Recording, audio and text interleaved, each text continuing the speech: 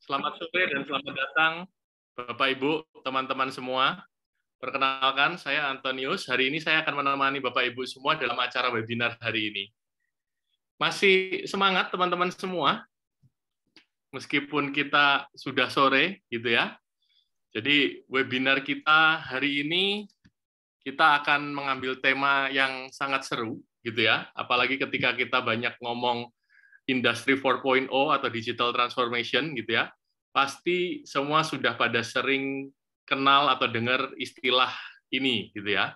Jadi hari ini kita akan bersama dengan Pak Riki, kita sudah kedatangan Pak Riki Utomo selaku CEO dari Merkle Innovation. Beliau akan membawakan sesi hari ini terkait blockchain technology for business ecosystem. Jadi acara hari ini dipersembahkan oleh Merkle Innovation bekerjasama dengan BINUS sebagai rangkaian acara Empowering Festival 2021, Empowering Society Building the Nation. Nah, nanti juga selain webinar hari ini, kita juga mau ada bagi-bagi hadiah, gitu kan? Gimana caranya? Caranya gampang. Selama acara nanti teman-teman feel free ambil handphonenya, gitu ya. Mau take foto, mau take video, silahkan bikin postingan sekreatif mungkin gitu ya, sharing dan bagikan pengalaman webinar hari ini, gitu ya. Nanti tinggal posting di akun Instagram maupun ke Facebook teman-teman. Nah, nanti jangan lupa tag ke Instagram merkle.innovation dan juga BINUS Official. Dan sertakan juga hashtag Merkle Innovation dan hashtag 40 tahun BINUS Berkarya. Nah, nanti akan ada hadiah di akhir acara, kita akan umumkan pemenangnya e-wallet untuk teman-teman yang beruntung. Nah, selain itu juga pastikan teman-teman ikut acaranya dari awal sampai akhir, karena nanti di akhir selain ada sesi tanya-jawab langsung dengan Pak Riki, gitu ya, kita juga akan ada kuis, di mana buat teman-teman yang berhasil menjawab dengan benar dan cepat, gitu ya, kita juga akan ada hadiah e-wallet. Oke, tanpa berlama-lama, karena Pak Riki juga sudah datang, mari kita persilahkan Pak Riki untuk bisa memulai sesi hari ini. Oke, Blockchain Technology for Business Ecosystem. Silakan, Pak. oke. Sebentar, saya coba share my slide. Oke.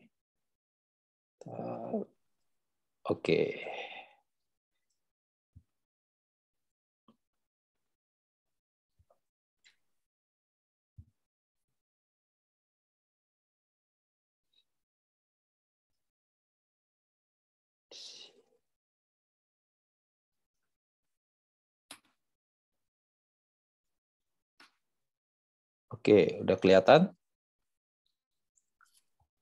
Ya, jelas, Pak. Oke, terima kasih Pak Anton atas pembukaannya. Terima kasih teman-teman di BINUS atas kesempatan dan waktu ya yang diberikan. Thank you. Jadi hari ini saya akan akan berbagi lah, akan share tentang bagaimana blockchain teknologi ini berimpact terhadap bisnis ekosistem ya. Nah, mungkin di awal-awal perkenalkan dulu siapa kami ya. Saya play nanti di terakhir aja kita play mungkin secara umum. Jadi Merkle Innovation basically adalah consulting ya. Kita berangkat dari software consulting company. Jadi kita bukan pemain baru lagi sebenarnya di industri software ini. Dan exactly tahun 2020 kami rebranding menjadi Merkle Innovation. Ya. Nah, ini adalah misi dan visi kami. Jadi sejak awal kami didirikan, kami memang memiliki visi dan misi untuk provide trusted solution. Nah, that's why kita selalu memberikan improvement value ke klien-klien kita melalui teknologi informasi. Mengenai core system kita bisa baca aja, nggak usah terlalu lama di sini. Nah, dalam perjalanan kami saat ini sudah berbisnis partner dengan prinsipal-prinsipal yang cukup terkenal seperti IBM, AWS, dan Ali Cloud. Jadi kami banyak memberikan memberikan customer solusi-solusi yang berbasis cloud gitu.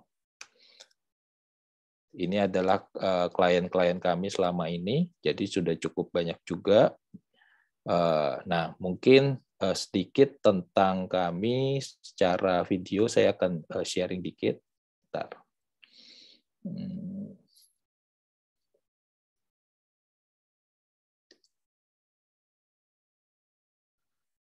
Ya, saya udah siapin sedikit. Nah, inilah our team ya.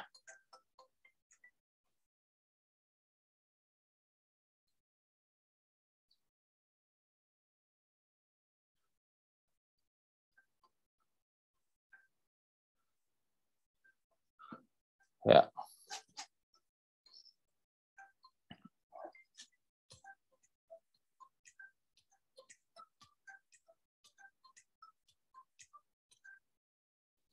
Oke, jadi nanti buat teman-teman di BINUS, karena ini juga saya dengar kan sesi ini juga banyak teman-teman yang mahasiswa atau alumni yang mungkin tertarik join kita. Kita juga lagi open hiring ya di sesi ini juga, di acara ini.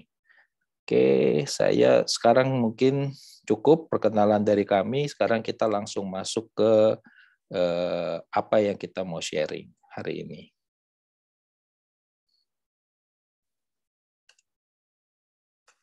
Oke, mungkin ada yang sudah tahu apa itu blockchain, tapi saya asumsikan kita akan mulai dulu memperkenalkan lah apa itu blockchain. Kita sudah sering dengar nih di berita-berita, di artikel-artikel blockchain gitu.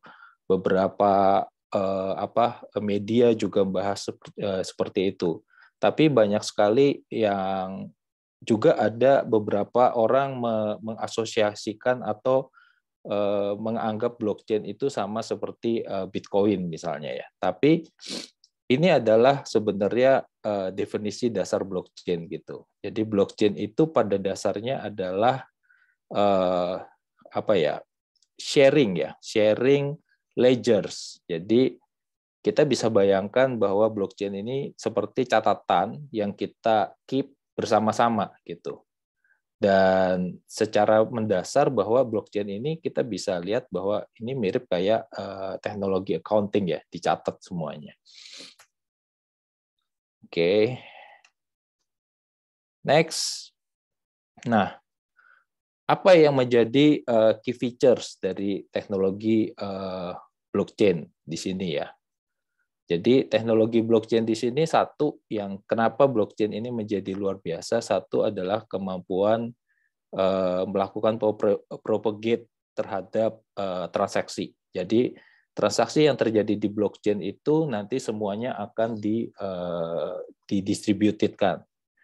Terus yang kedua adalah kemampuan blockchain untuk merecord transaksi itu secara permanen. Artinya apa yang sudah di-write di dalam blockchain, di dalam teknologi blockchain itu tidak mudah untuk ditempered atau dihapus ya. Jadi kita bisa bayangkan mungkin ada catatan tapi cuma isinya insert sama jadi cuma insert doang, jadi cuma nambahkan data doang, nggak ada fungsi penghapusnya ataupun fungsi mengeditnya gitu. Nah, terus yang keren lagi adalah di blockchain yang sudah generasi terbaru itu memungkinkan kita menambahkan unsur program gitu yang disebut dengan smart contract. Jadi nanti kalau teman-teman dengar apa itu smart contract, itu adalah sebenarnya code atau logic yang ditanamkan di dalam blockchain network. Nah, kenapa blockchain ini digadang-gadang sebagai next sebagai disruptive technology ya? Satu yang menyebabkan dia itu menjadi disruptive adalah blockchain ini transparan. Jadi berbeda dengan database biasa, blockchain ini bisa diakses oleh orang-orang yang authorized. Jadi kalau misalnya dia adalah blockchain for public, maka dia bisa diakses publik gitu. Tapi kalau blockchain-nya itu private, maka dia bisa diakses oleh itu. Tapi apa yang dicatatkan di sana itu transparan. Terus yang kedua, yang tadi yang saya jelaskan bahwa apa yang sudah ditulis di blockchain itu immutable. Jadi nggak bisa dihapus atau nggak bisa ditemper dengan mudah gitu. Nah, itu mengakibatkan dia menjadi secure. Kenapa? Karena tadi record itu banyak yang nge-keep, ya kan? Jadi kalau kita mau melakukan hacking terhadap network blockchain, at least kita harus menghacking semua nodes distributed-nya. Jadi semua node-node yang menyimpan catatan-catatan itu tadi. Terus blockchain itu punya unsur konsensus gitu. Apa yang di-write di blockchain itu harus divalidate atau harus di-verified dengan metode konsensus yang berlaku di masing-masing penyedia jasa blockchain.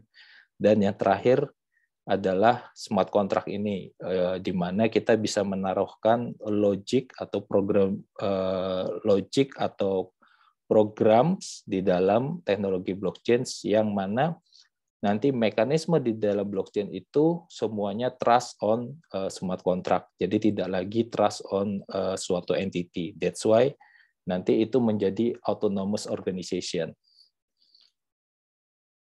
Oke. Nah, gimana sih blockchain itu bekerja? Nah, kalau kita lihat tuh sering sekali blockchain ini kan digambarkan dengan cryptocurrency gitu. Gimana caranya blockchain itu bekerja gitu? Karena blockchain adalah underlying teknologi dari teknologi-teknologi seperti cryptocurrency yang ada di market. Nah, cara bekerjanya seperti ini nih secara garis besar. Jadi contoh misalnya kita ada di contohnya aja misalnya di Bitcoin ya, kasus Bitcoin atau apa gitu. Jadi bila ada transaction yang terjadi di dalam jaringan blockchain, transaction ini bisa berupa adalah suatu mekanisme input ya, input record atau input pencatatan di dalam blockchain. Maka transaksi tersebut akan di-broadcast ke semua pemegang catatannya, atau di dalam sini kita bisa namakan chain nodes gitu. Kalau istilah teknisnya adalah chain nodes. Jadi begitu ada yang mau bertransfer gitu, misalnya si A transfer ke B gitu, maka ini akan di-broadcast ke semua pemegang, akan dikasih tahu, oh pemilik account A lagi transfer ke account B gitu. Nah begitu itu di-broadcast, maka nanti nodes nanti akan melakukan verifikasi terhadap transaksi tersebut. Nah di dalam verifikasi inilah yang sering kita dengar istilahnya konsensus gitu. Ya kan, apakah nanti dia menggunakan macam-macam jenis konsensus macam-macam, jadi tergantung teknologi blockchain-nya yang ada atau yang digunakan. Begitu nanti itu verified, ya kan, baru pencatatan tersebut dimasukkan ke dalam block record yang dikunci gitu. Nah inilah karena block record ini terkunci antara satu sama lain, maka dari situlah kita mengenal istilah blockchain gitu. Dan kemudian transaksi tersebut baru dianggap komplit. Nah, ini adalah mekanisme dasar di mana blockchain ini, mekanisme ini bekerja tanpa ada perlukan lagi satu middleman atau satu entity yang ada di tengah-tengah, karena semuanya ini berlaku secara logik gitu. Nah, sebelum masuk sini, dengan teknologi yang tadi, dengan teknologi konsensus ini, blockchain itu mengakibatkan blockchain itu bisa ditrust oleh penggunanya tanpa harus ada entity yang di tengah-tengah gitu. Contoh misalnya, kalau kasus kita di e-commerce gitu, maka kita kan untuk bertransaksi di e-commerce kita mungkin perlu bantuan penyedia e-commerce, mungkin seperti Tokopedia atau Bukalapak gitu ya, supaya kita percaya nih antara merchant-nya dan waktu kita belanja duit kita nggak dibawa lari, demikian juga merchant-nya kalau mengirimkan barang dia tetap dapat uangnya. Nah, kalau pada teknologi digital tanpa blockchain, maka perlu ada satu pihak ketiga yang kita bisa trust gitu. Nah, tapi dengan blockchain ini kita mampu menghadirkan trusted di digital world tanpa ada orang yang perlu hadir di tengah-tengah itu. Nah, itulah yang membuat teknologi blockchain ini dianggap luar biasa karena menimbulkan trusted di non-trusted environment. Karena digital world itu kan kita bisa bilang non-trusted environment gitu, banyak scam dan segala macam gitu. Nah, dengan teknologi blockchain itu bisa terjadi gitu. Nah, apa yang bagaimana mereka memvalidate suatu transaksi itu pada umumnya ada dua mekanisme yang cukup famous, tapi sebenarnya di luar sana banyak sekali mekanisme yang ada, cuma yang dua ini adalah mekanisme yang cukup sering kita dengar kalau di teknologi blockchain. Satu itu namanya proof of work. Jadi mekanisme proof of work ini adalah mekanisme di mana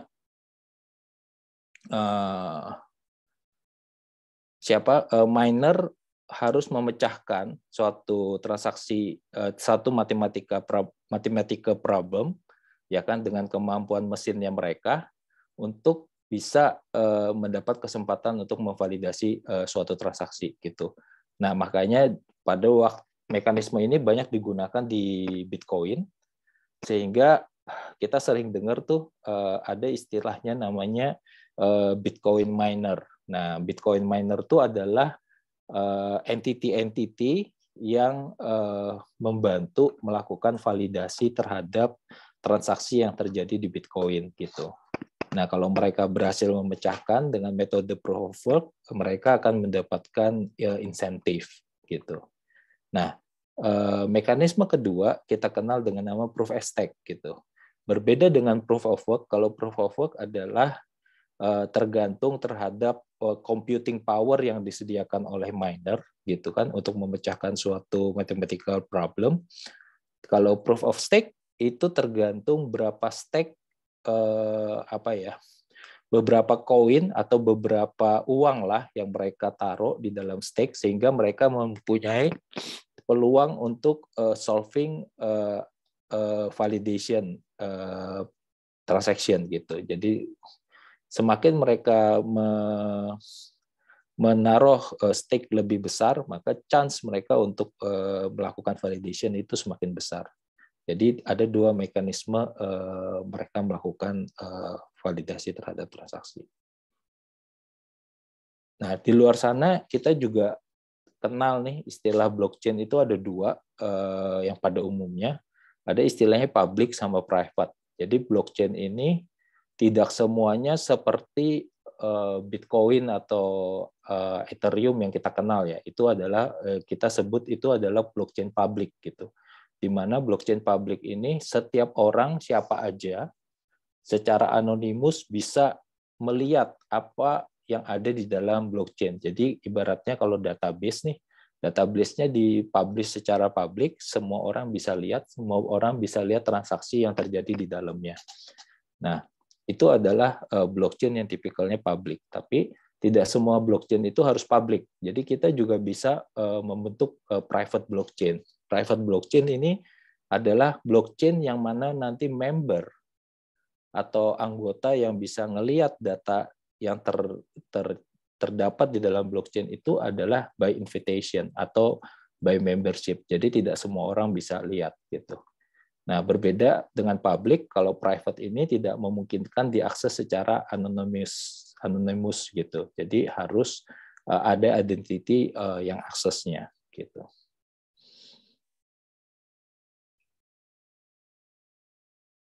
Nah, apa aja potensi blockchain? Kenapa dia berpotensi banget di sana membantu bisnis ekosistem gitu? Satu, blockchain teknologi ini memungkinkan cara baru dalam bertukar value gitu.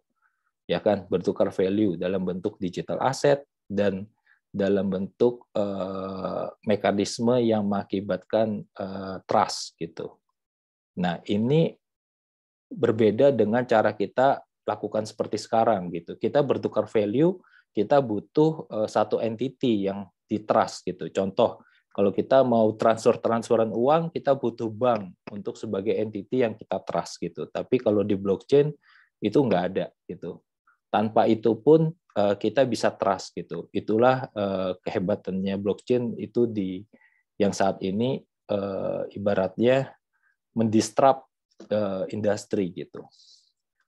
Kedua, dengan adanya blockchain, friction antara pihak-pihak yang terlibat dalam suatu transaksi atau dalam suatu pertukaran informasi itu semakin rendah gap-nya. Contoh, kalau semua pencatatan itu dicatat ke dalam satu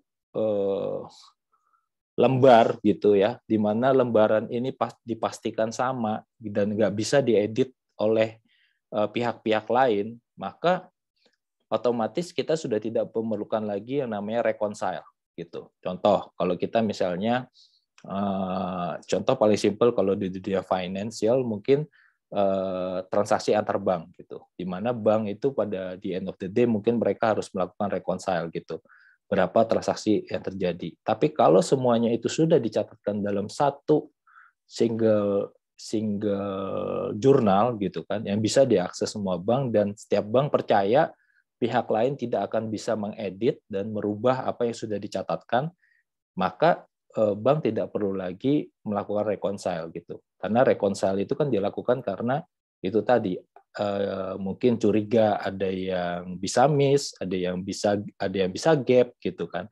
Nah, hal-hal tersebut bisa dikurangin gitu. Atau tidak diperlukan lagi ke depannya. Nah, habis itu hal tersebut bisa berpotensi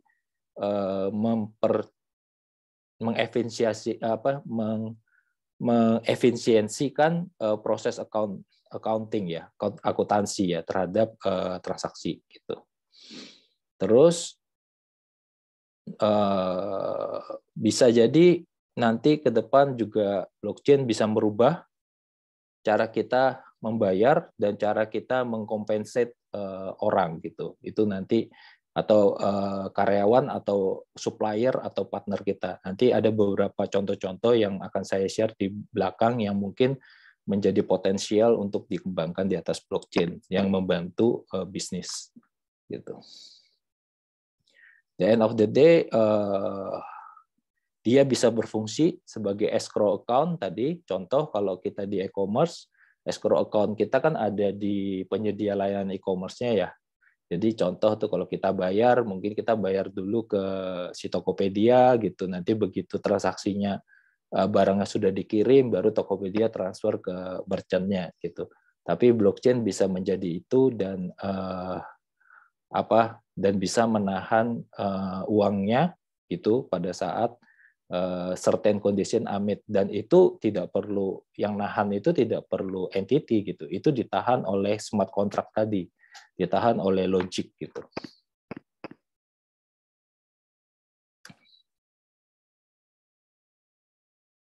Nah, ini adalah artikel yang saya lihat di Gartner ya. Jadi ada forecast bahwa di 2030 blockchain akan growth gitu ya. Dan kita itu mungkin sekarang 2021 ya. Jadi kita itu masih fase 1 gitu. Masih early state banget gitu. Masih banyak potensial yang kita bisa gali di dalam teknologi ini, bagaimana nanti membantu bisnis gitu. Karena sebenarnya nanti itu growth-nya benar-benar kerasa itu di 2030 gitu. Ini baru end of fase 1 gitu.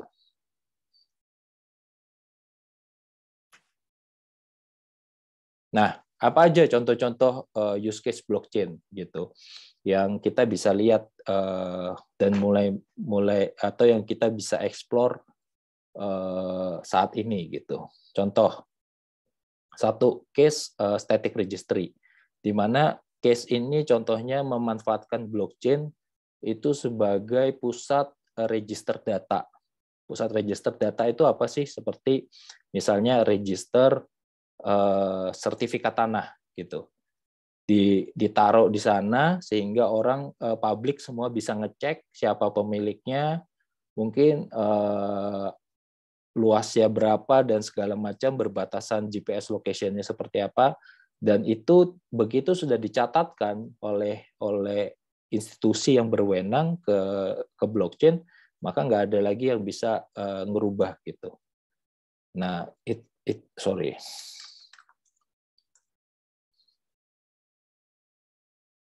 Oke, itu contoh, misalnya salah satu contoh di case-case blockchain dimanfaatkan sebagai static registry gitu, atau ada juga case untuk food safety gitu, atau kebanyakan ini contoh case-nya misalnya petani gitu, atau produsen bahan makanan, mereka meregisterkan produk-produk mereka sehingga kalau terjadi misalnya ada material misalnya yang berbahaya atau mengandung bakteri, itu bisa di tracking back dengan cepat gitu, karena proses tracking dan pendaftarannya ada di blockchain gitu. Terus paten itu salah satu contoh-contoh static registry.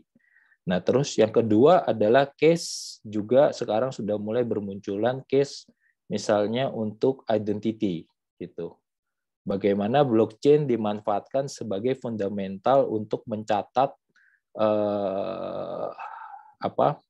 misalnya KTP gitu, ID atau tanda mahasiswa gitu ya. Nah, itu bisa dilakukan sehingga kalau nanti dicek itu juga lebih mudah dan tidak mungkin terjadi double identity atau identity fraud gitu.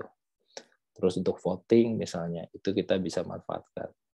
Terus case yang ketiga, pada umumnya sudah mulai juga ada pemanfaatan smart contract. Smart contract ini adalah semacam logic atau programmable program yang kita bisa tanam on top of blockchain platform. Sehingga kita bisa mengambil contoh nanti memanfaatkan blockchain misalnya untuk insurance claim gitu.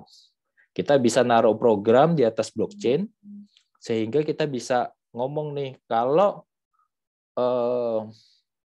certain condition terpenuhin gitu ya, misalnya hasil cek dari bengkel ada gitu ya, terus proses laporan polisi ada dan segala macam ada, maka klaimnya bisa dicairkan gitu. Maka klaimnya bisa dicairkan. Nah, kondisi semacam itu kita sebut kontrak gitu ya, seperti kita nulis kontrak lah ya. Kalau itu makanya mereka ngomongnya smart contract yang nanti ditanamkan ke dalam blockchain sehingga kalau klaim itu langsung automation. Jadi begitu kita bisa fulfill all the criteria, maka uangnya langsung ditransfer gitu. Misalnya kalau uangnya pakai cryptocurrency, maka token Bitcoin-nya langsung dibayar gitu klaimnya. Nah, itu adalah contoh-contoh penggunaan smart contract gitu. Ada juga misalnya untuk penggajian gitu. Itu juga mulai ada penggunaan smart. Asal si karyawannya absen gitu lewat mesin absensi sesuai hari jam kerjanya sesuai, maka langsung upahnya dibayarkan gitu sesuai dengan upah hariannya misalnya. Nah, itu langsung diproses di blockchain tanpa ada pihak ketiga lagi yang melakukan processing. Nah, terus itu adalah 1, 2, 3 adalah kasus di mana blockchain dijadikan record keeping gitu. Tapi juga sudah mulai dijadikan transaksional yang misalnya untuk ini tadi dynamic registry gitu. Jadi untuk men-tracking misalnya, contoh ya, untuk men-tracking misalnya distribusi obat gitu, atau distribusi vaksin gitu. Kita tahu nih vaksinnya turun kemana, masuk ke apotek mana, nah terus nanti dibeli oleh siapa, itu semua bisa di-tracking lewat blockchain. Itu dinamakan dynamic registry karena registrinya nggak cuma satu kali, tapi nanti setiap stakeholder itu harus insert atau contribute data ke dalam chain gitu. Terus mungkin yang paling famous adalah untuk payment infrastructure gitu. Dan ini yang juga terkenal di ban di mana-mana gitu. Yang kita tahu bahwa contoh Bitcoin itu kan sebenarnya bisa tuh, walaupun secara transaction per second-nya itu belum cepat, tapi sebenarnya dia juga sudah bisa dipakai sebagai pembayaran. Buktinya di awal-awal Bitcoin kita sering sekali dengar kan, ada yang beli donat bayarnya pakai Bitcoin, mungkin ada hacker-hacker yang dibayarnya juga pakai Bitcoin gitu. Nah, dan itu adalah contoh-contoh pembayaran yang bisa cross border gitu, nggak perlu lewat Swift, nggak perlu lewat wire transfer gitu, nggak perlu lewat Western Union, itu bisa gitu. Even kalau kita juga dengar banyak seperti turis-turis gitu, kalau ke Bali misalnya, mereka nggak bawa dolar tapi mereka bawanya Ethereum atau Bitcoin gitu, tinggal mereka cairkan di sana kalau mereka butuh uang gitu.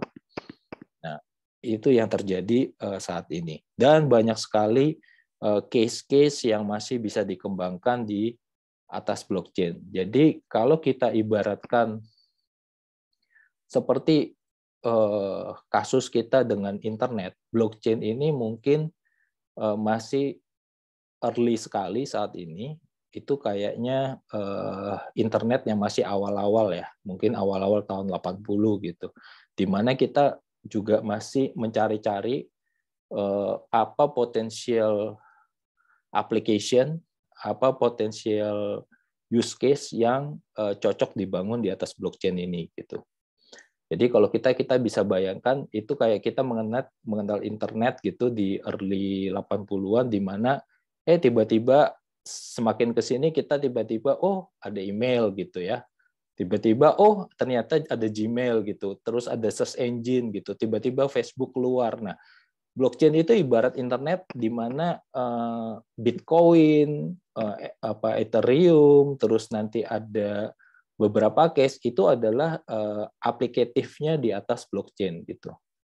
Jadi kalau blockchain internet maka Bitcoin itu adalah Gmail-nya mungkin ya. Jadi aplikatif case-nya di atas blockchain gitu.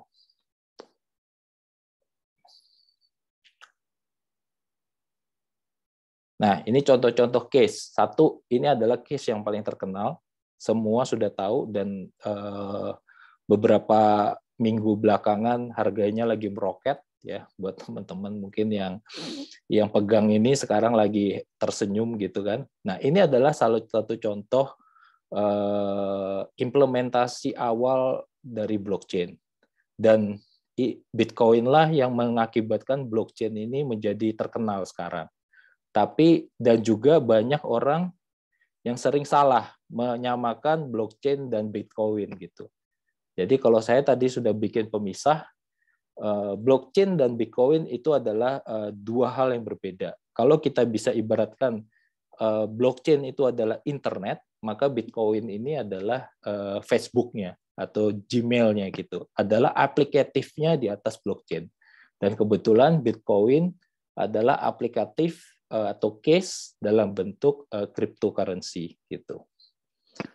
Apa hebatnya ini? Karena satu, transaction cost-nya lebih rendah gitu. Kita mungkin cuma bayar certain Bitcoin untuk si miner dalam melakukan transaksi atau transferan uang gitu ya.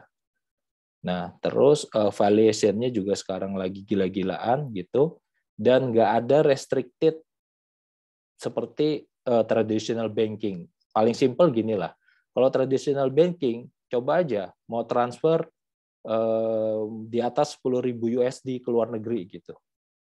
Maka, wah, itu banyak paperwork tuh yang kita harus isi gitu mungkin ya. Atau mau masuk investasi dari luar negeri, masuk ke kita misalnya 1 miliar, 2 miliar gitu, atau 10 miliar, maka banyak paperwork yang kita harus isi gitu. Tapi Bitcoin sebenarnya as simple as ya transfer aja, nggak ada yang bisa ngeblok, nggak ada yang bisa batasin. Tapi sekarang mulai banyak company negara-negara yang ngeblok itu adalah di endpoint pada saat kita mau mencairkan menjadi mata uang fiat atau mata uang real ya, misalnya rupiah gitu ya, kita mau cairkan ke rupiah. Nah, itu sudah mulai ada regulasi yang mengaturnya itu. Tapi begitu transfer di dalam mau milihatan juga nggak nggak ada isu ya. 10 Bitcoin mungkin sudah, 1 Bitcoin aja sudah hampir 800 juta, mungkin cukup 2 Bitcoin itu sudah 1,6 miliar. Gitu.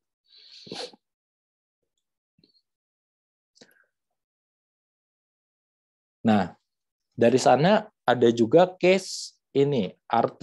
Mungkin kalian bisa lihat ini adalah salah satu protokol blockchain yang cukup terkenal juga, yang banyak dipakai untuk interbank transaction.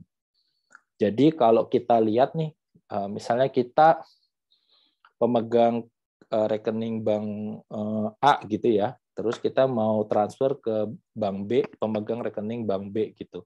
Maka di sana ada proses antar bank transfer gitu, transfer antar bank gitu. Kalau mekanisme konvensional mungkin prosesnya harus naik dulu tuh ke clearing house ya. Kalau di Indonesia mungkin di Bank Indonesia, clearing house dan segala macam gitu. Baru uang kita itu bisa berpindah ke sana. Dan nanti pada mungkin end of the day mereka melakukan rekonsiliasi gitu. Nyatet, oke, debit di saya berapa gitu kan, terjadi rekonsiliasi proses. Nah, R3 itu adalah salah satu blockchain yang berusaha memecahkan masalah interbank rekonsiliasi ini. Sehingga kalau semuanya sudah dicatatkan ke dalam satu jurnal yang dipegang oleh semua bank member yang melakukan transaksi antar bank, maka harusnya tidak perlu lagi rekonsiliasi karena itu real time sudah dicatatkan di sana gitu.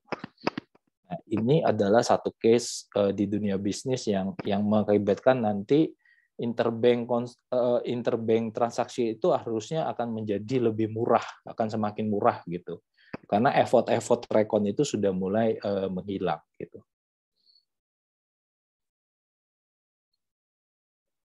Terus ada juga yang namanya Workchain.io. Ini adalah salah satu startup ya yang berusaha menggunakan blockchain atau smart contract untuk men-solve masalah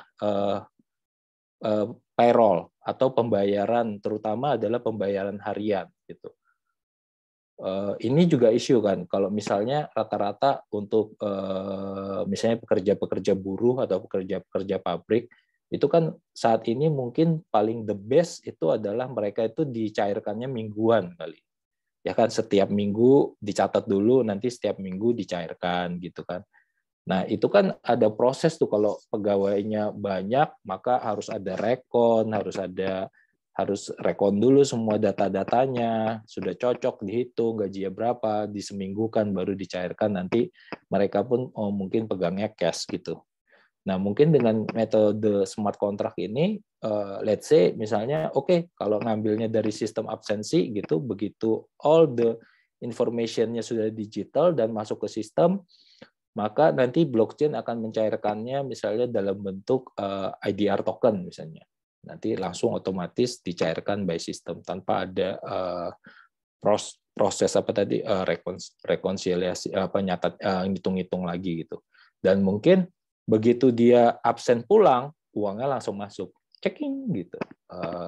Itu adalah mimpi yang ditawarkan oleh blockchain gitu.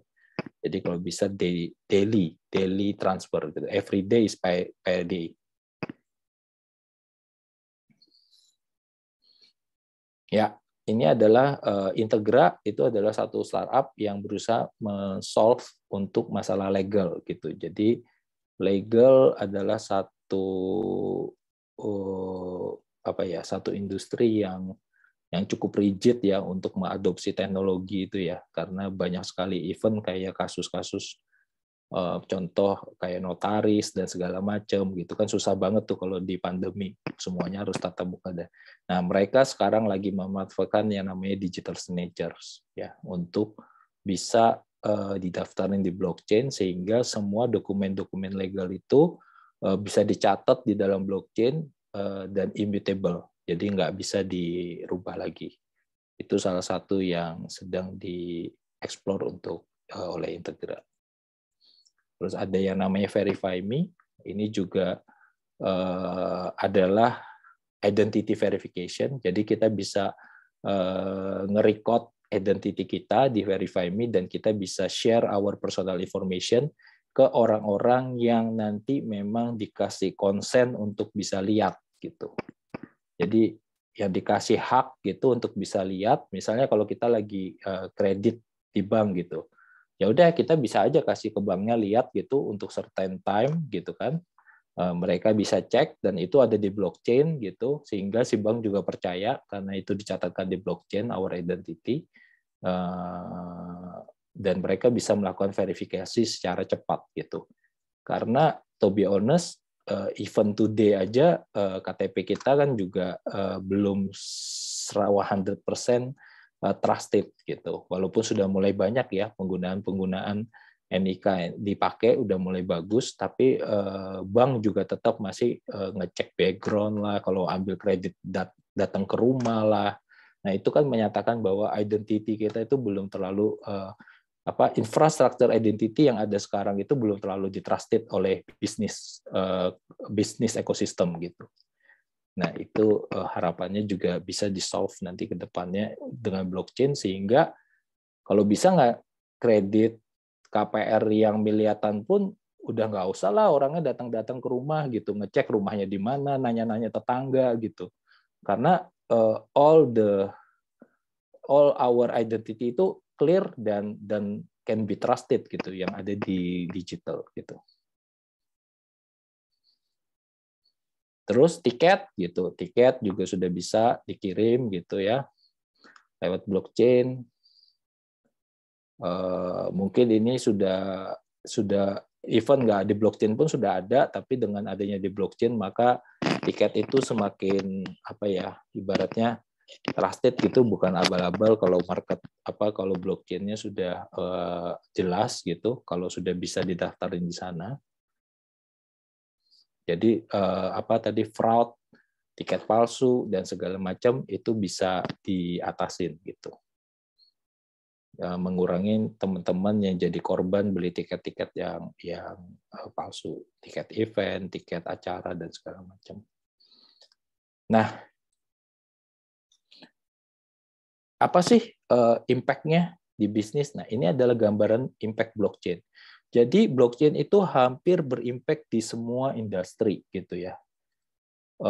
Baik itu secara revenue, ya di bisnis industri itu bisa aja bisnis sebenarnya apakah dia berimpact secara revenue, apakah dia berimpact secara cost gitu atau capital dan hingga social impact gitu. Contoh kalau di agriculture revenue impact-nya medium gitu kan.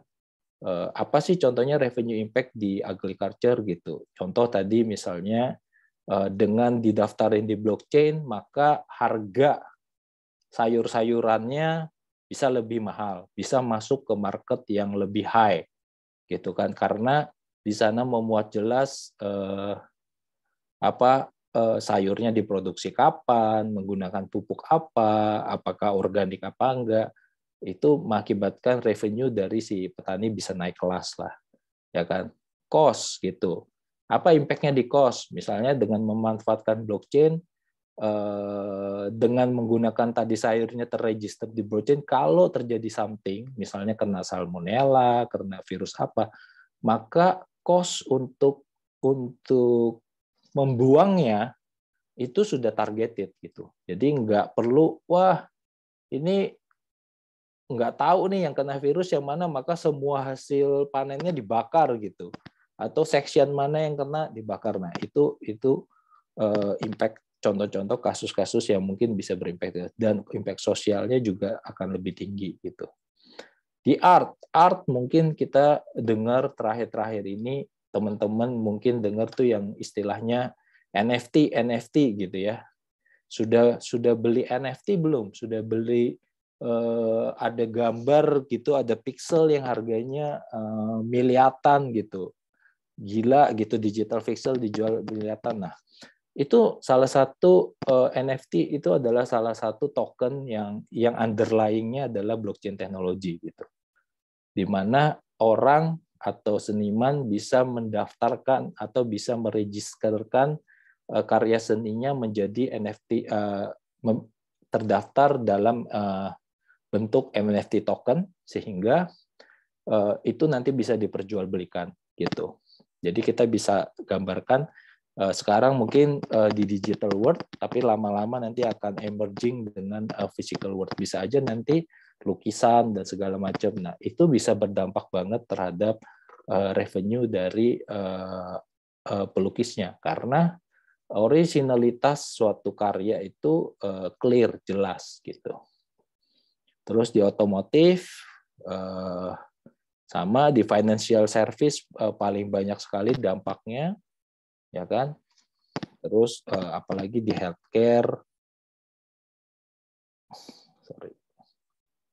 ya di healthcare gitu juga saat ini besar, seperti nanti sharing kasus-kasus di healthcare seperti tadi sharing consent untuk dokter-dokter, atau boleh mengakses misalnya medical record kita gitu. Nah, itu salah satu case-case di healthcare. Itu. Dan hampir semua industri itu pasti berimpact. Semua industri yang membutuhkan tadi middleman itu pasti akan kena impact-nya gitu kan. Di mana middleman-nya akan go away mungkin suatu saat atau berkurang gitu ya. Kalau tadinya semuanya bisnis itu jadi middleman, mungkin hanya nanti middleman-nya hanya fokus di yang corporate, yang gede-gede, tapi yang retail-retailnya mulai hilang gitu. Nah, itu yang bisa terjadi di dalam hadirnya blockchain di bisnis ekosistem ke depannya.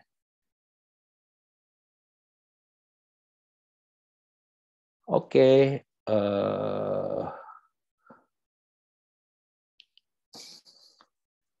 Nah, thank you. Kira-kira gambarannya seperti itu. Mungkin next-nya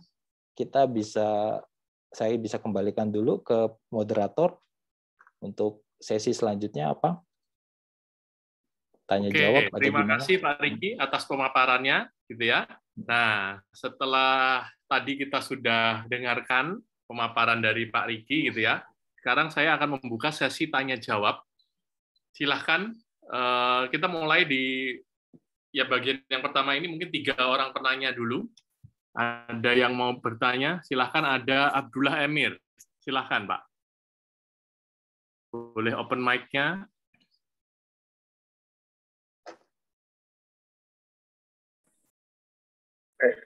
Oke. Terima kasih Mas Antonius. Selamat sore Mas Riki. Saya Abdullah Emir Pramudia. Apa kabar Mas Riki? Apa kabar? Ya, selamat sore. Ya, sehat ya Mas. Sehat. Oke, Mas Riki, aku mau nanya nih Mas. Ini kan tadi soal blockchain, tadi kan membahas blockchain untuk bisnis nih. Menurut Mas nih, saran Mas nih, ada 2 pertanyaan saya bertanya. Sama, apa saran Mas buat bisnis-bisnis yang baru mau mengadopsi blockchain ke dalam rangkaian bisnisnya? Apa aja yang harus diperhatikan buat bisnis itu? Itu satu. Kedua, kalau kedua ini yang paling saya khawatirkan soal UMKM, Mas Riki. Soalnya blockchain buat UMKM kayaknya masih belum terlalu menggaung, apalagi UMKM baru mau mulai kebanyakan melakukan transformasi digital secara umum. Blockchain itu barang baru lagi buat mereka. Apa saran Mas Riki buat pelaku UMKM yang juga akan melakukan transformasi ke blockchain, mengadopsi blockchain ini? Terima kasih. Oke.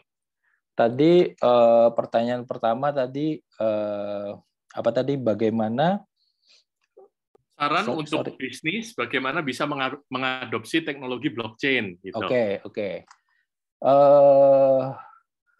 Teknologi blockchain ini kalau kita lihat sekarang sebenarnya dalam tahapan early sekali ya. Kalau kita bisa ngomong ibaratnya ini masih internet lah ya, belum keluar tuh, Facebook-nya belum keluar, LinkedIn-nya belum keluar, Twitter-nya belum keluar gitu ya. Tapi ini sudah mulai.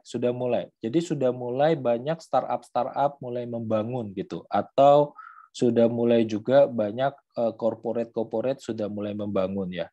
Nah, saya rasa paling simple bagaimana dunia bisnis, contoh nih ya.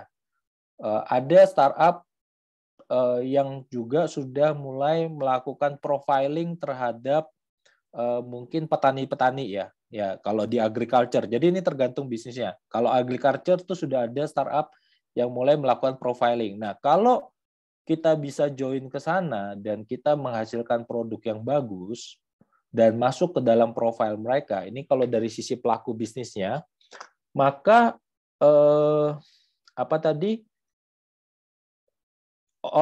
bank bisa akan lebih percaya, gitu. Bank bisa akan lebih percaya, bank bisa akan lebih mudah untuk melakukan pendanaan buat mereka, gitu. Nah, saya rasa soon UKM pun sudah mulai begitu, gitu. UKM pun sudah mulai ada startup sudah mulai mengelompokkannya, gitu. Itu untuk si pelaku. Tapi kalaupun kita mau bermain, kalau kita misalnya memegang suatu asosiasinya, nah kita juga bisa memikirkan untuk membangun chain-nya, gitu. Ya, kita juga bisa membangun chain-nya, kita bisa mengumpulkan mereka, ya kan? Artinya sesuatu yang dicatat di blockchain itu adalah satu, tadi konsepnya adalah immutable. Artinya kalau sudah dicatat itu forever, ya kan? Nggak ada yang bisa mengganti gitu tanpa ada konsensus dari pemegang chain-nya. Artinya orang akan lebih percaya terhadap record yang dicatat, walaupun nanti kita mekanismenya tetap aja apa yang dicatat itu ya harus bersih gitu. Nanti pertanyaannya terus siapa yang nyatet gitu? Institusi sekredibel apa yang boleh nyatet kan gitu. Nah, as long as yang nyatetnya itu kredibel, maka blockchain itu bisa ditrusted dan itu tadi yang sangat membantu banget buat teman-teman di bisnis, di UMKM. Contoh ya yang kalau di agribisnis juga sudah ada tuh chain-nya di Indonesia setahu saya sudah mulai mengkolek. Nah, kalau member-membernya mereka bisa jadi lebih mudah gitu. Kalau mereka benar memproduksi produk yang bagus, mereka melakukan praktis terhadap produksinya itu dilaporkan dengan baik, saya rasa soon bank pun kalau mau ngasih kredit udah nggak terlalu berbelit-belit gitu. Nah, UMKM kan miss-nya adalah di pencatatan. Salah satu tadi Mas benar, tahap awal pasti digitalisasinya dulu pencatatannya. After that, pencatatannya harus dinaikkan ke dalam chain sehingga itu bisa dilihat dan di-share ke pihak-pihak yang tadi bisa bantu gitu ekosistem. Oke. Kira-kira begitu menjawab? Oke. Oke, menyambung tadi terkait bisnis dan UMKM dalam mengadopsi blockchain gitu ya.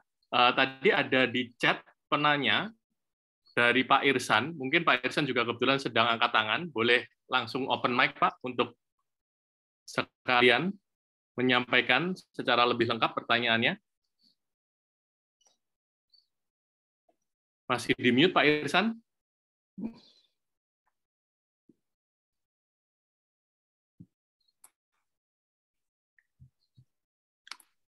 Halo, Pak Irsan?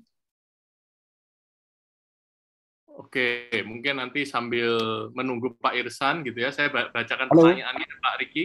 Oh ya, silakan Pak Irsan. Ya, sorry ya, tadi nggak bisa unmute sendiri, tapi sekarang udah bisa. Oh ya. Jadi pertanyaan saya sih tadi ini presentasi yang menarik dan salah satu slide-nya itu yang use case dari Gartner itu menarik sekali. Nah, kalau saya kebetulan ngelihat perkembangan blockchain ini terutama di sisi NFT ya yang saya coba lihat ya. Ini kan barang baru lagi dari blockchain. Kalau soal koin finansial mungkin itu udah turun naik, apalagi sekarang udah 60.000 ke atas, mungkin orang udah mulai aware ya. Tapi barang baru lagi ini kan NFT, apalagi dengan yang sekarang ada istilah metaverse, gitu kan, virtual world apa segala. Nah, NFT ini kan jadi barang baru di dunia ya. Nah, saya cuma agak pengen tahu untuk adopsinya terutama di Indonesia. Biasanya kan memang Indonesia kita tahu lah agak terlambat sedikit ya untuk adopsi. Tapi kan untuk soal blockchain saya rasa nggak terlalu ketinggalan lah ya soal NFT. Karena seingat saya NFT itu beberapa bulan yang lalu ada public figure Indonesia yang berhasil jual sampai dengan 1 miliar lebih seingat saya. Ada NFT-nya dia yang jual seperti itu. Nah, saya cuma pengen tahu apa Merkel ada riset ke arah sana soal perkembangan NFT terutama di Indonesia. Mungkin itu aja. Terima kasih. Oke. Hal semuanya. Oke. Kita perlu coba kita balik dulu ke konsep. Memang di dalam blockchain teknologi itu ada 2 jenis token. Ada fungible token sama non-fungible token atau yang kita sebut dengan NFT gitu. Kalau yang fungible token itu kita udah kenal lama. Itu adalah koin. Artinya token ini tidak memiliki spesifik atau unik karakteristik sehingga ya sama aja gitu. Satu koin BTC dengan yang saya milikin dengan satu koin BTC yang dimilikin orang lain itu adalah sama, nggak ada bedanya, nggak ada unique value-nya gitu. Nah, tapi di dalam blockchain itu ada satu token yang sifatnya bisa menyimpan unique value. Jadi konsep NFT ini sebenarnya bukan barang baru juga sebenarnya, tapi baru hebohnya ketika dia dipakai untuk digital art asset gitu.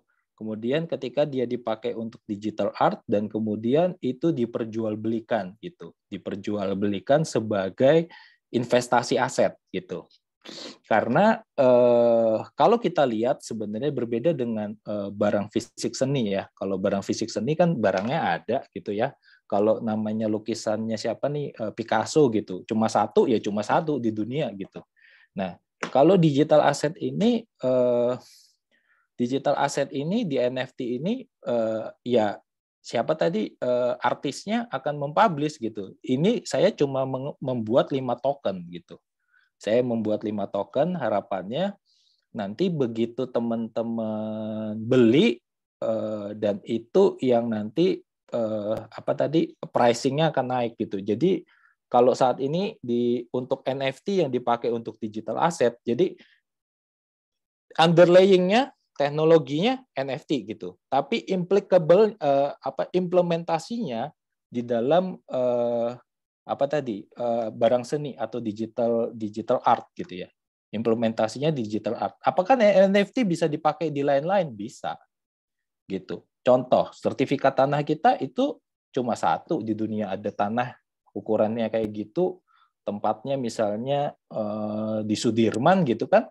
Cuma satu itu di dunia. Nah, itu bisa nggak dijadiin misalnya? Bisa gitu. Itu adalah salah satu contoh lain implementasi. Tapi yang heboh sekarang memang ya adalah marketplace buat digital asset, di mana sekarang itu menjadi salah satu, kalau saya ngelihat itu adalah salah satu opsi saat ini ya, saya ngelihatnya adalah salah satu opsi untuk trading, untuk investasi, untuk tadi bermain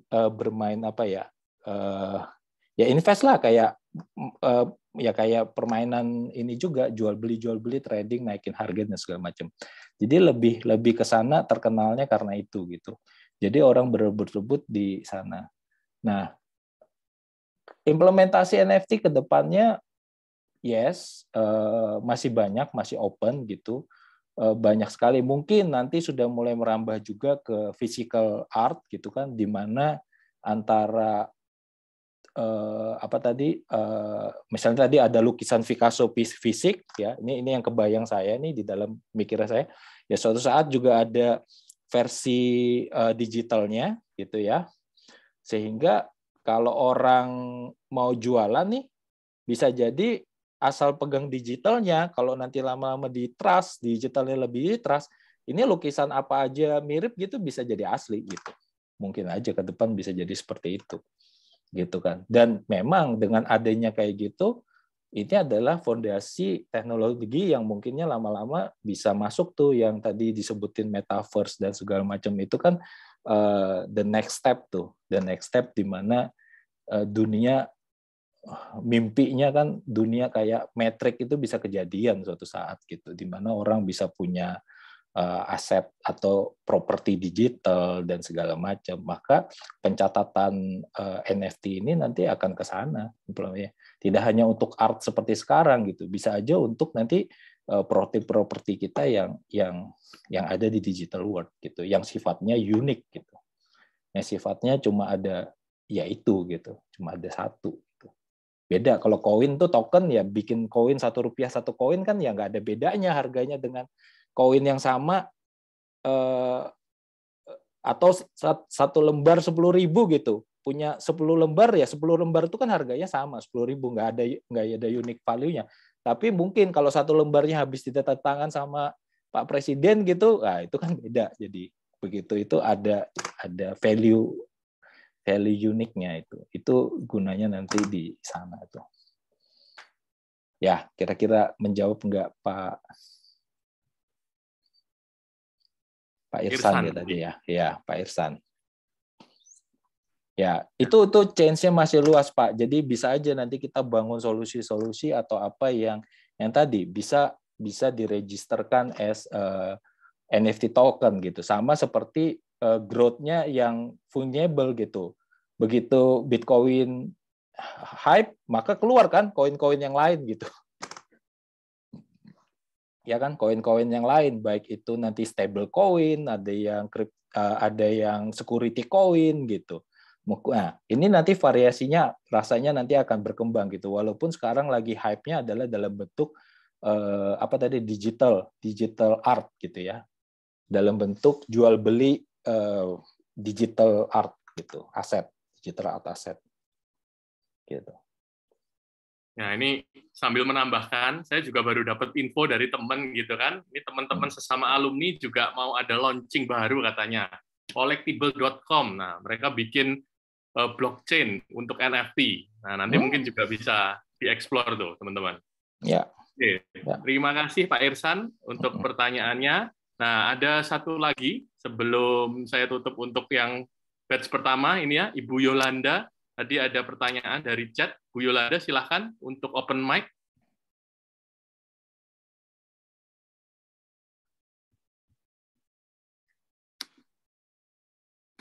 Bisa di-unmute. Oke, selamat sore. Pak Riki, terima kasih Pak Antonius untuk kesempatannya. Ya, kita tahu kan kalau blockchain ini strength-nya cepat, simple, transparan gitu kan. Misal dalam hal transaksi kalau compare dengan bank itu kan cepet ya gitu. Tetapi yang kita ingin tahu supaya berimbang nih bagi teman-teman juga yang hadir di sini, weakness-nya apa Pak dari blockchain itu? Karena kita tahu kan owner-nya kan konsensus, yaitu yang semua terlibat dalam chain yang memiliki teknologi blockchain itu gitu kan. Nah, siapa yang bertanggung jawab gitu? Kalau validasi tadi disampaikan ada proof of work, proof of stake, seperti itu kan. Nah, kalau aku lihat sih, misalnya ke dalam hal revisi itu dalam smart contract seberapa kompleks sih? Karena tadi kan agak sulit tuh, sepertinya kelebihannya kan itu dia sulit berubah ya Pak tadi dalam penjelasannya. Itu pertama. Poin kedua terkait dengan safety, security, dan compliance. Kalau kita melihat negara kita, saya nggak tahu apakah di Malaysia, Singapura sudah memperbolehkan blockchain ini karena kan pasti juga mengimbangi dengan gimana dengan bank-bank yang ada pada saat itu. Kalau bank itu kan sudah jelas ownernya Pak, siapa yang bertanggung jawab. Nah, bagaimana nih Pak safety, security, compliance dengan blockchain? Itu aja sih Pak. Semoga cukup jelas Pak. Oke. Pertanyaannya, terima kasih. Terima kasih Bu. Ini tergantung nanti Ibu pro-nya yang mana, gitu jawabannya. Kalau kita ngomong pro-nya blockchain, kalau kita percaya sama bank, tuh ada juga tuh bank yang bawa kabur duit nasabah yang tidak dijaminkan, gitu. Siapa yang nanggung? Nggak ada, hilang-hilang aja gitu. Ya kan? Sering kita dengar gitu kan, kasus bank apa dulu tuh, Bank Senturi gitu. Ya kan, ibu nabung di bank, hilang juga uangnya. Nah, kalau ini versi teknologis ya, ini versi teknologis. Kalau versi teknologis, we don't trust the people, we trust of the logic, we trust the system. Gitu. Orang-orang yang menghost node-nya blockchain itu distributed, mungkin tidak saling kenal gitu. Gitu kan. Ada jutaan yang nge-host node-nya, contoh bukan blockchain, mungkin contohnya adalah Bitcoin lah, Bitcoin. Kenapa Bitcoin itu jadi bisa dikatakan mungkin sekarang karena sudah well distributed, yang nge-host tuh ada orang-orang, ada grupnya di China, ada grupnya di US gitu. Mereka tidak saling kenal gitu. Ya kan?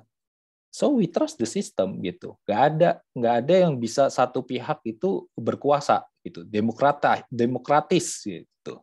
Makanya tadi sistem validasinya itu proof of work itu adalah democratic system. Ya kan? Artinya ada unsur tadi voting berdasarkan power of machine, voting berdasarkan power of stake staking gitu. Ya kan? Nah, kalau dari unsur teknologis ngelihatnya gitu, Bu. Kita nggak bisa jamin juga kok bank itu secure gitu. Buktinya ada kasus uang nasabah dibawa lari gitu. Ya kan? Yang dijaminkan kan yang tabungannya di bawah 2 miliar atau di bawah berapa miliar tuh. Lah yang tabungannya di atas, siapa yang balikin duitnya? Ya, itu dari sisi pandang teknologis. Kalau di blockchain nggak ada Bu entitinya. Ibu mau komplain ke siapa nggak ada. Gitu. Kalau sampai jadi di blockchain itu ada, kita bisa kena hack ya. Di blockchain itu kalau sampai wallet kita itu ketahuan, itu duit kita bisa dikuras sama orang gitu. Karena kita tidak menyimpan itu dengan proper gitu. When itu happen, ya kita nggak bisa komplain ke siapa-siapa karena all di atas itu semuanya autonomous, semuanya mesin yang bekerja gitu. Smart contract yang kita sudah tuliskan itu juga ditanamnya di atas mesin gitu, dan dia bekerja logik gitu, nggak ada pokoknya this terjadilah ini gitu, this terjadilah ini, nggak ada tuh nego-nego. Bisa nggak Pak gitu. Kalau kita masih di bank ya kita bisa datang ke kepala cabang, ya janganlah Pak, kita kan juga sudah lama nasabah di sini, kasih konsep ya itu mungkin happen. Tapi kalau di sana nggak ada gitu. Nah itulah yang kita sebut di masa depan itu adalah digital trust gitu. Kita automatically trusted karena itu gitu, karena itu happen gitu, karena nggak ada unsur manusianya gitu. Nah, itu sisi teknologis, Bu. That's why blockchain ini menjadi revolusioner ke depannya. Karena kalau kita ngomong di digital world, nggak ada yang bisa di-trust. Gitu. Tokopedia membangun trust puluhan tahun sampai semua orang percaya kita bertransaksi di Tokopedia aman. Coba suatu saat mereka bawa kabur duit ini, ya sudah. Suatu saat misalnya ya it happen, maka hilang langsung trust-nya. Tapi kalau kita trust di logic, nah itu yang sisi teknologis tuh. Tapi kalau sisi user konvensional ya kan ada banknya. Saya bisa datengin banknya, saya bisa demo banknya. Nah pertanyaannya nanti kalau Ibu punya dananya sudah di atas penjaminan, bisa balik nggak? Gitu. Nah, itu yang ya sedikit lah comparison cara ngelihatnya lah gitu. Ya mungkin kalau dicari orangnya ada, bisa dipenjara gitu. Yang pertanyaannya adalah habis dipenjara ya juga habis uang kan. Duitnya kita juga nggak balik gitu kan. Ya memang orangnya masuk penjara mungkin ya. Yang bawa dana Senturi masuk gitu. Ya. Nah, blockchain terjadi dan diyakinin merubah itu, Bu, membawa trusted to digital ecosystem gitu. Di mana di digital ecosystem itu anonymous, kita nggak kenal nih di satu sama lain di digital world. Begitu saya hari ini pakai nama Ricky di sini, besok saya bikin account baru lagi pakai nama Tony, pakai Tony Stark, you don't know. Gitu. Itu yang terjadi di digital world dan itu yang di-solve dengan blockchain gitu. Ya, kira-kira kayak gitu gambarannya. Oke. Jadi selalu ada dua sudut pandang, dua sisi ya, Pak ya. Nanti sampai mungkin logiknya jadi Ultron gitu kali ya. Iya. Atau malah jadi Skynet. Nah. Iya, Skynet gitu. Iya kan? Oke. Sudah nonton tuh yang film baru apa namanya Free Guy. Nah, itu kan contoh awal-awalnya multiverse gitu, di mana NPC-nya sudah menjadi new entity bisa berkembang sendiri gitu. Oke. Ya. Itulah yang banyak dikhawatirkan di dunia teknologi saat ini ya. Makanya ada ethical AI istilahnya. Supaya tetap menjaga hal itu ya. Oke. saya tutup sesi pertama untuk tanya jawab ini, gitu ya. Sebelum saya lanjutkan ke sesi tanya jawab yang berikutnya, jangan lupa teman-teman masih ada waktu, gitu ya, untuk mengikuti kuis sosial media kita, posting dan bagikan pengalaman mengikuti webinar hari ini atau story, baik di story maupun di feed, gitu ya. Boleh di Instagram atau di Facebook, dan tag ke Merkle Innovation dan juga tag ke Binus Official. Jangan lupa hashtagnya Merkle Innovation dan 40 tahun Binus berkarya. Menangkan e-wallet di akhir acara nantinya. Dan jangan lupa di-follow ya account-nya untuk Merkle Innovation dan Binus Official. Oke. Saya lanjutkan untuk sesi pertanyaan batch kedua. Ini ya, tadi ada Pak Karyana dan Pak Rizky yang sudah akan bertanya gitu ya. Boleh kita lanjutkan dengan Pak Karyana? Silakan Pak, open mic. Halo, halo. Halo. Halo, halo Pak Karyana. Apa kabar Pak Riki? Udah lama nggak ketemu ya? Luar biasa. Thank you Pak, join. Sama-sama, sama-sama. Pak, mau tanya, ini kalau implementasi blockchain ini ya, cost-nya itu naik berapa persen sih? Mungkin kalau implementasi ini kan udah mulai rame gitu kan, gitu. Oh, semua di-encourage dengan positifnya penggunaan blockchain gitu kan. Nah, kalau di implement blockchain itu cost-nya itu naik berapa persen dan is it worth it gitu? Itu aja sih. Oke. Ini posisi kita sebagai apa dulu nih Pak? Apakah sebagai pelaku bisnis yang nanti akan mengutilize blockchain? Yeah. Apakah kita sebagai teknologi company yang akan membangun si chain-nya, ya kan? Nah, tapi kalau saya rasa sebagai ekosistem bisnis harusnya this is the another one step lah after after digital transformation di internal kita gitu. At least kan satu company itu kan ada maturity prosesnya tuh ya Pak ya.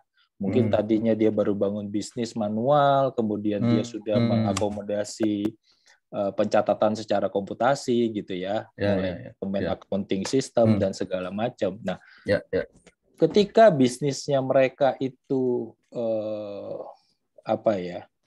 perlu berbagi informasi, ya, maka ketika mereka perlu berbagi informasi, maka sharing itu sama aja seperti rasanya ya kalau misal contoh kita kasih aja contoh paling gampang adalah kita bisnis kayak bank atau multi finance, mereka pun tetap harus nge-publish kan Pak.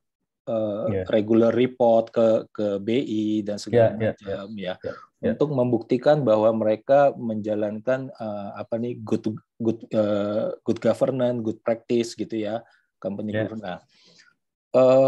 Informasi yang sama itu sebenarnya kalau bedanya adalah kalau sekarang mereka kirimkannya itu ke dalam direct ke institusi mungkin lewat host to host dan segala macam, ya ini sekarang diupload aja Pak ke blockchain sesuai dengan spesifikasi blockchain-nya apa gitu.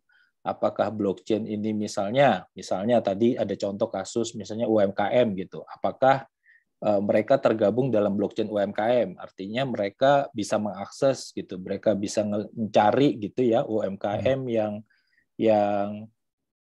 meet mereka punya kriteria untuk funding gitu kalau ya mungkin clearnya misalnya yang terdisrupsi misalnya kan kalau tadi misalnya transfer uang gitu kan ya menjadi tidak ada cost dan lain sebagainya misalnya. Nah itu kan sebenarnya kan back end-nya bank misalnya salah satu services back end-nya bank gitu kan. Nah kalau misalnya bank gitu kan, sekarang dia sudah menjalankan bisnisnya secara konvensional, terus dia sekarang, saya mau implement blockchain nih. Pertanyaan saya tadi cuman itu sih Pak, cost-nya harus naik berapa persen sih kalau implementasi blockchain gitu? Sebenarnya cost-nya nggak cost-nya harusnya sih nggak akan banyak berubah sih Pak sebenarnya. Oh, kalau maksud saya kan itu kan mungkin lain kan kalau misalnya tadi dengan NFT atau dan lain sebagainya itu kan sebenarnya menjadi apa ya, strengthening the current business kan gitu ya, atau creating the new opportunity kan gitu kan ya, karena mungkin menghilangkan bajakan-bajakan gitu kan ya, gitu kan, dan menjadi semuanya transparan dan regulated gitu kan. Even in banking sendiri mungkin malah turun menurut saya Pak kalau banking kasusnya Pak. Contoh ya Pak. Oh iya. Contoh. Ya. Kalau misalnya sekarang rata-rata transfer antar bank itu kan pakai konvensional kan lewat SWIFT tuh Pak. Iya. Ya kan, di mana SWIFT itu sekarang dianggap mahal. Gitu. Nah, kalau ternyata teknologi R3 tadi jadi, Pak, dan bank konsorsium yang terjoin di sana, let's say ada 100 bank gitu. Nah, begitu bank ini join the blockchain, maka tuh langsung reduce, Pak, cost-nya. Ya mungkin bukan the next stages-nya sih mungkin bukan masalah cost aja kan, gitu kan, tapi juga mungkin pertimbangan lain. Ada konsiderasi yang lain juga kan gitu loh. Konsiderasi lain itu bisa jauh lebih kompleks sih kan gitu ya. Misalnya tadi kalau misalnya udah join blockchain, terus jadi sekalian cryptocurrency, terus pertanyaannya nanti si banknya ikut cryptocurrency, terus nanti transaksinya ini ngitungnya dari mana nih? Karena base-nya dapat misalnya katakanlah another dapat benefit, keuntungan dari kenaikan penurunannya si kriptonya kan gitu kan. Nah, ini ada satu contoh nih Pak yang menarik. Ini kita juga lagi menjajakin Pak. Contoh ke bisnis mungkin konglomerasi lah, ya. Bisnis konglomerasi itu kan multi entity Pak. Ya, multi entity di mana mereka juga di dalam ada transaksi antar entity kan Pak. Betul. Nah, kalau transaksi antar entity-nya itu didaftarkan dalam blockchain, Pak, dicatatkan dalam blockchain, ya kan? Antar entity dalam satu grup aja nih. Kan misalnya ada 50 perusahaan gitu. Kalau mereka terjadi transaksi itu di antar entity, mereka catatkan di sana. Gitu kan? Artinya kan itu kita sebut private blockchain tuh. Mereka mengadopt private blockchain di mana blockchain ini hanya dipakai within the members gitu. Nah, kalau mereka catatkan itu aja, maka proses audit dan proses rekornya kan hilang, Pak. Betul. Dan itu saving cost, Pak. Benar. Manggil orang audit ngeliatin itu, nah, itu salah satu simple implementasi blockchain within our group aja gitu. Nggak usah kita ngomong di skala nasional bikin blockchain buat sertifikat halal atau apa ya, gitu. Ya juga mendisrupsi itu yang standarisasi ISO itu kan. Iya kan. ISO itu, tapi kan masalahnya meskipun sudah dapat ISO, tapi kan implementasi di dalamnya sendiri kan juga yang namanya sistem kan standarnya kan bisa diatur, Pak. Ya. Betul. Ya kan. Ya itu aja, thank you Pak Anton, Pak Riki, sampai ketemu lagi. Thank you Pak Karyana. Mari.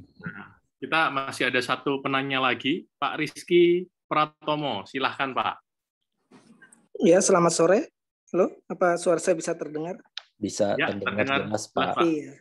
Yang ingin saya tanyakan hanya ini aja. Apakah teknologi blockchain ini cocok nggak sih diaplikasikan di Indonesia, mengingat kondisi geografis Indonesia yang sangat luas ini ya?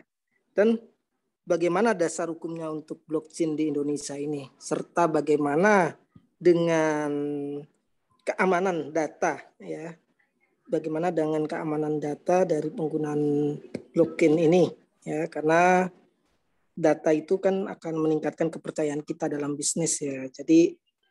Jadi kalau misalnya ya selama ini kita juga sering mendengar kebocoran data ya, itu sangat mengganggu sekali ya. Nah itu bagaimana, itu aja yang saya mau pertanyakan ya. Jadi untuk blockchain ke depannya prospeknya bagaimana, cocok gak diaplikasikan di Indonesia, di negara yang sangat luas ini, yang serta payung hukumnya, dasar hukumnya. Itu aja, terima kasih. Oke, kalau jawaban saya sih sebenarnya blockchain itu tidak ada batasan geografisnya Pak. Jadi tidak ada batasan boundaries geografis, apakah dia perlu ngelihat di Indonesia atau di mana gitu, nggak ada. Jadi harusnya sih cocok-cocok aja untuk diakomodasi di Indonesia.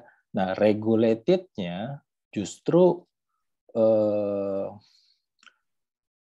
tadi blockchain ada dua, Pak. Jadi ada dua. Kalau misalnya kita mau jadikan itu public blockchain, artinya itu nanti akan berisi data yang memang secara aware kita tahu itu bisa dipresentasikan ke publik gitu, atau bisa di-share ke publik seperti yang terjadi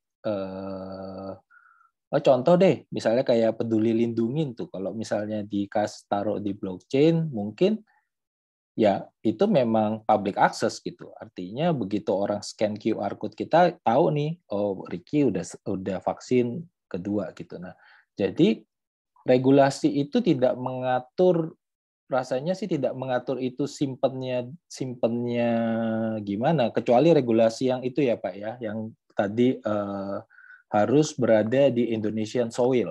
Nah, itu public blockchain langsung nggak meet tuh Pak, karena kita nggak tahu tuh nyimpennya di mana node-nya.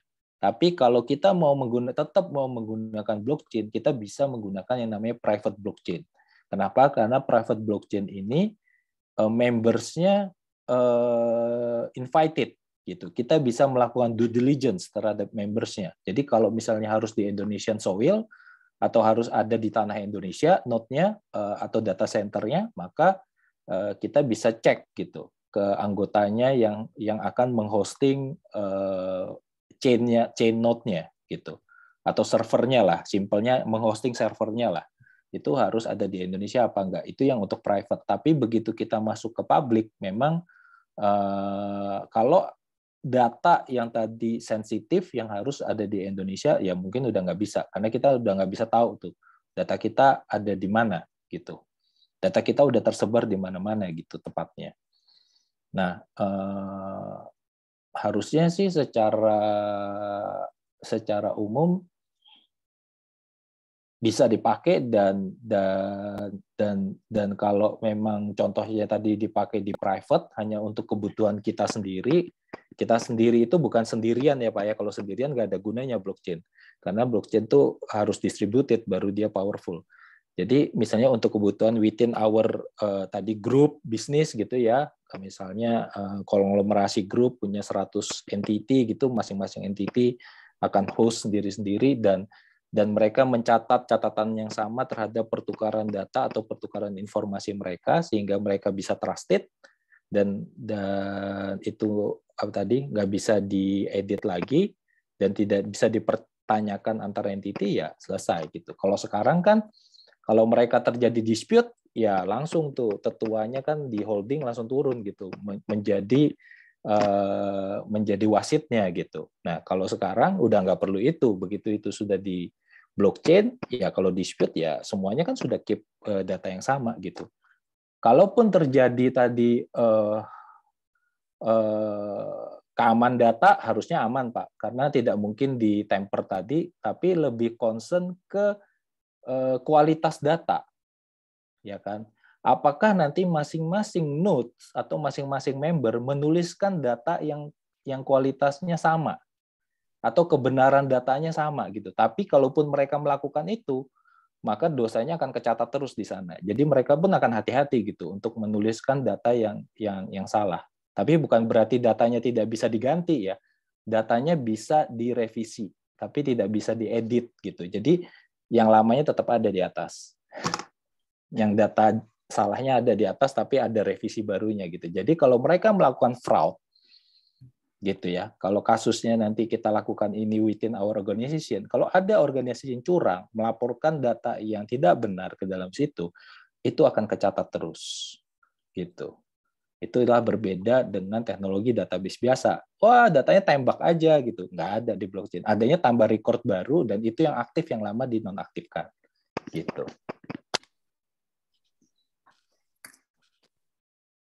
Itu kira-kira menjawab ya, Pak? Cukup menjawab ya, Pak. Rizky? Ya. Nah, oke, terima kasih. Sip, terima kasih. Pak Riki juga untuk sesi hari ini, juga sesi tanya jawabnya untuk teman-teman yang sudah bertanya. Nah, untuk itu sesi Q&A-nya juga saya tutup di sini, gitu ya. Nah, tapi jangan leave dulu, gitu ya, karena kita masih ada quiz. Nah, sebelum kita mulai quiz, saya juga secara resmi saya tutup quiz sosial medianya yang ada di Instagram maupun di Facebook. Nanti setelah ini kita akan masuk quiz, dan setelah quiz kita akan umumkan terkait pemenang dari social media quiznya. Ya, untuk quiznya nanti Pak Riki setelah ini akan memberikan pertanyaan. Nah, teman-teman cepet-cepetan jawab di chat box ya teman-teman. Jadi nggak perlu raise hand, nggak perlu open mic. Yang penting begitu ditanya pertanyaannya langsung dijawab ke chat box. Yang paling cepat dan paling benar itu akan yang dapat hadiahnya, gitu ya kira-kira. Pak Riki sudah siap untuk pertanyaannya, Pak? Ya, siap. Mau dua pertanyaan? Ada berapa? Berapa tadi? 3 ya? 3. Ya, oke. Kita mulai untuk pertanyaan pertama ya. Oke, pertanyaan pertama. Sebutkan 3 contoh implementasi blockchain dalam bentuk cryptocurrency.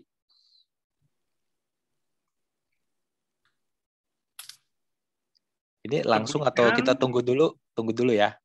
Ya, kita tunggu. Cepet-cepetan. Yang pertama, ada nggak? 3 contoh penerapan blockchain, gitu ya. Nah, Pak Abdullah Hermir ada menjawab NFT, Bitcoin, dan altcoin. Ya, dalam bentuk cryptocurrency, ya. Betul, Pak. NFT, Bitcoin, dan altcoin. Masih belum tepat. Belum tepat, ya. Ya, ada satu yang bukan cryptocurrency. Ada satu bukan cryptocurrency. Pak Rizky Pratomo, Bitcoin, Ethereum, dan Litecoin. Ya, betul.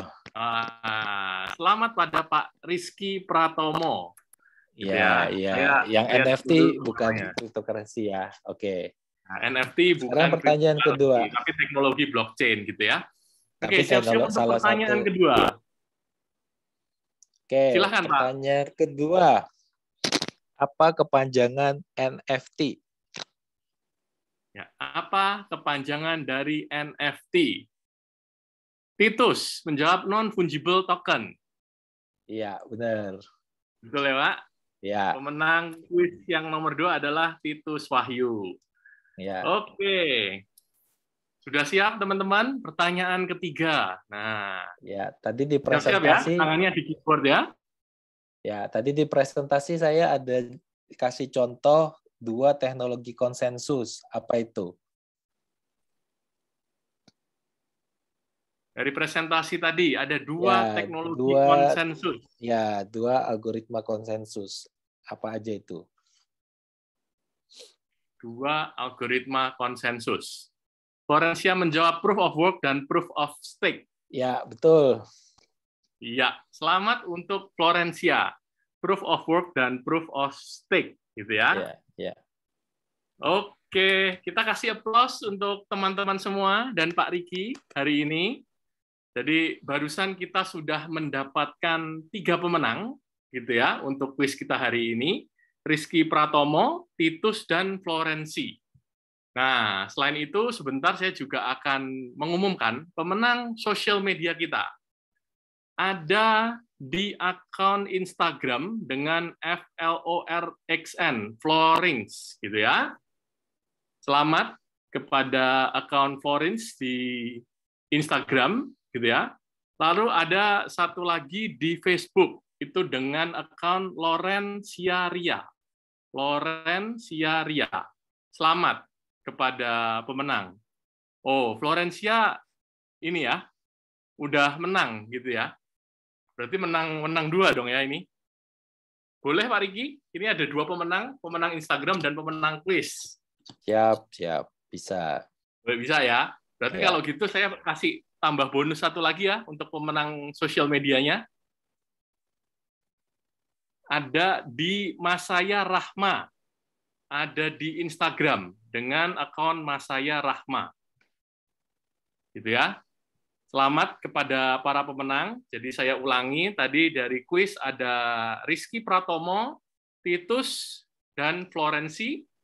Lalu di sosial media juga ada Florensi, Florencia, dan Masaya. Nanti setelah sesi bisa menghubungi saya akan tinggalkan nomor saya di chat box gitu ya. Nanti boleh silahkan menghubungi untuk klaim hadiah e-wallet-nya. Oke? Sekian sesi hari ini, semoga bermanfaat untuk teman-teman semua. Terima kasih untuk Pak Ricky Utomo selaku CEO dari Merkle Innovation.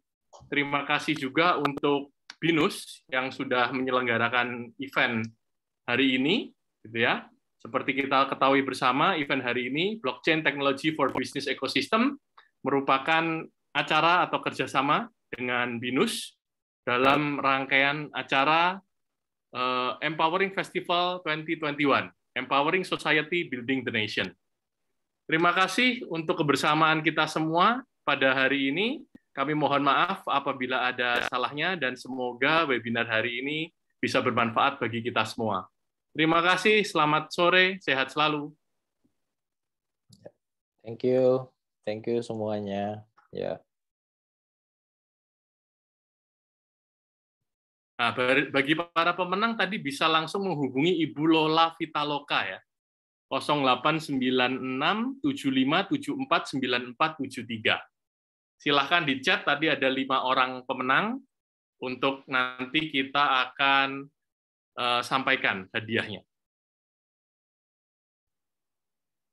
Terima kasih semuanya.